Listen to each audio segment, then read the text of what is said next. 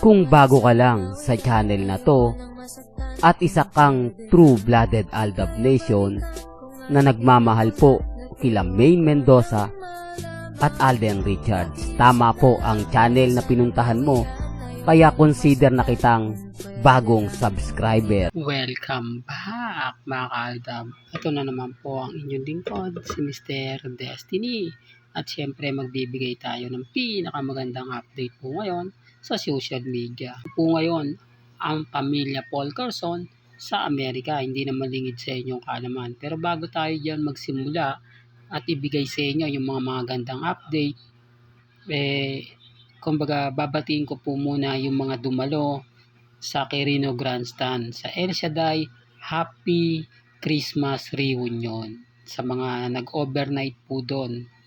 At syempre binabati po natin si Brother Mike, si Bilarde at ang buong pamilya niya. Di po ba? At syempre sa atin na rin pong dumalo sa El Shaddai sa family o El Shaddai Family Reunion na overnight po mga ka-Aldab. Syempre dumadalo po dyan si Mr. Destiny.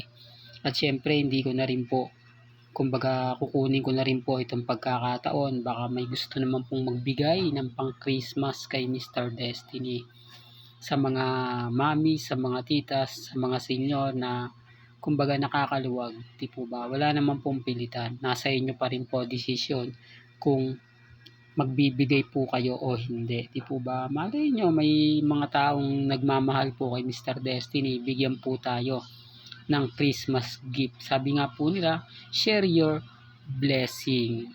Well, punta na po tayo sa ating pinaka-update. Marami po ngayon nagre-react sa mga sasabihin natin na patunay lang po ito na private nga po ang bakasyon ni Alden Richards. Mga tanong na bakit nga po ba doon pa magse-celebrate si Alden? Pwede namang umuwi na lang dito ang pamilya ni Rod. Di po ba? Na kumbaga palitan sila every 5 years o 4 years, sila naman ang pupunta sa Pilipinas. Exclusive ba kasi doon makakapagalaw si Alden, di po ba? Gawa ni Alden yung gusto niya. Hindi katulad po dito na siyempre bantay sarado ka, lalo na nga po yung mga issue sa cut din. No. O ngayon tapos na yung cut din. O nag-aaway-away na po yung cut din at cut nails, di po ba?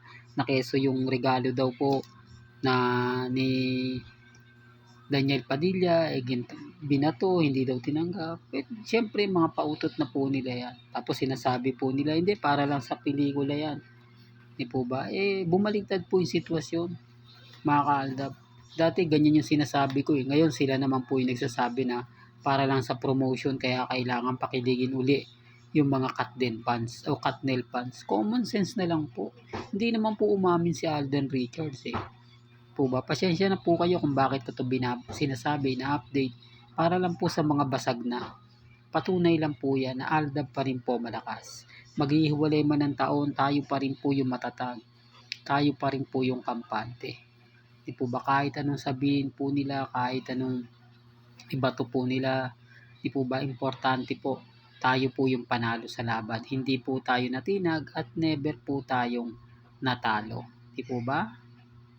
Well, hanggang dito na lang po ang ating pinaka-latest updates. Kaya kung gusto nyo pa po ng pinaka-latest at syempre mga sariwang update, lagi lang po kayong tututok sa channel ni Mr. Destiny para updated po kayo sa mga bago at sa mga latest po na i-upload po natin maya-maya lang.